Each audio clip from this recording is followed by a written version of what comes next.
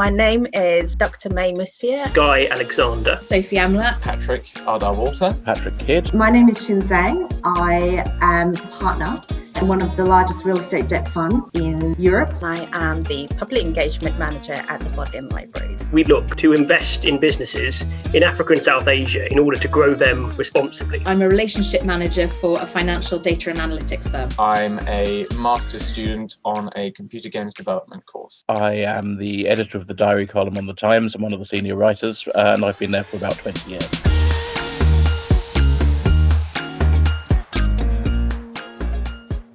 I studied modern and ancient history and then did a master's in ancient Greek history. I did not come from a classical background. I studied classical civilizations in a sixth form college in the state sector. It was a chance visit to Greece when I was 18. Studying it seemed such a wonderful way of staying immersed in these stories that I loved when I was a kid. And when I came back from Greece, I decided to change my degree option from law to classical civilization. I fell in love with the classics pretty much from my first lesson. I was fortunate enough to be able to study Latin and ancient Greek at secondary school, where I took both for GCSE and A-level. My parents told me that there was no point in studying classics. I went on to study classics with French. It's actually turned out to be something that's been much more relevant in my life than I ever thought it would be. It was a fantastic 3-year degree. What particularly grabbed me and what I focused on when I was at university was ancient art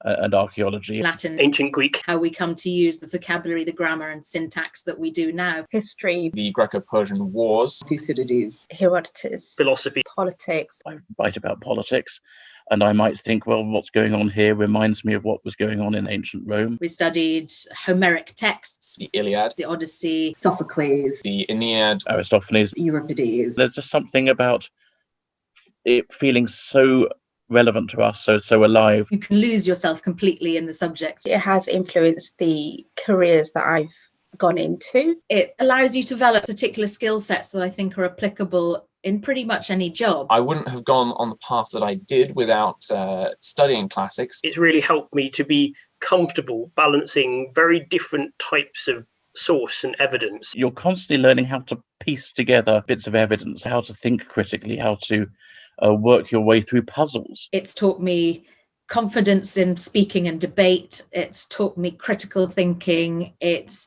given me lifelong skills. Transferable skills. Classics really is the problem solver's art. Classics has contributed to everything, whether it's professional or personal. It is such a big influence on your life. It's made me much more open to different viewpoints in the world. It's given me a really great understanding of everything that makes up society. There's a huge number of people I know who work in different sectors all around the world.